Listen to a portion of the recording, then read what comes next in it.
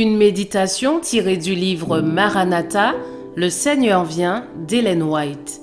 21 octobre. La vie éternelle commence maintenant. Et voici ce témoignage. C'est que Dieu nous a donné la vie éternelle et que cette vie est dans son Fils. 1 Jean 5, verset 11. La résurrection de Jésus était un échantillon de la résurrection finale de tous ceux qui dorment en lui. Le chrétien peut mourir, mais la vie de Christ est en lui, et à la résurrection des justes, il ressuscitera en nouveauté de vie. En lui était la vie, et la vie était la lumière des hommes. Jean 1, verset 4. Il n'est pas question ici de la vie physique, mais de l'immortalité, de la vie appartenant exclusivement à Dieu. La parole qui était avec Dieu et qui était Dieu possède cette vie. La vie physique est prêtée à chaque individu. Elle n'est pas éternelle ou immortelle, car Dieu qui la donne la reprend. L'homme n'est pas le maître de sa vie. Mais la vie du Christ n'est pas empruntée. Personne ne peut la lui ôter. Je la donne de moi-même, a-t-il dit dans Jean 10, verset 18.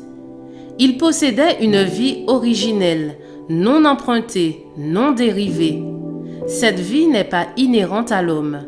Celui-ci peut l'obtenir que par le Christ.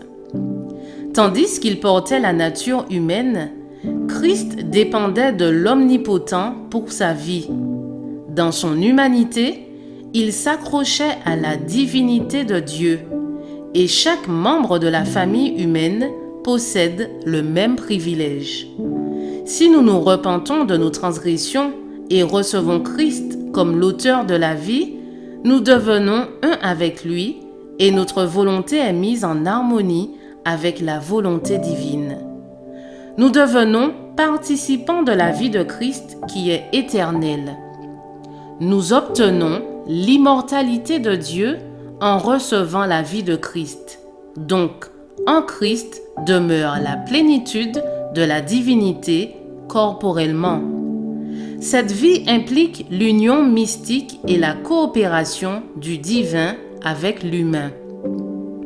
Christ est devenu une même chair avec nous pour que nous devenions un même esprit avec lui. C'est en vertu de cette union que nous sortirons du sépulcre, non seulement pour attester la puissance du Christ, mais parce que par la foi, sa vie sera devenue notre vie. Ceux qui reconnaissent le Christ pour ce qu'il est en réalité et qui le reçoivent dans leur cœur ont la vie éternelle. Le Christ habite en nous par l'Esprit. L'Esprit de Dieu, reçu dans le cœur par la foi, est le commencement de la vie éternelle. Je vous souhaite une excellente journée. Que Dieu vous bénisse.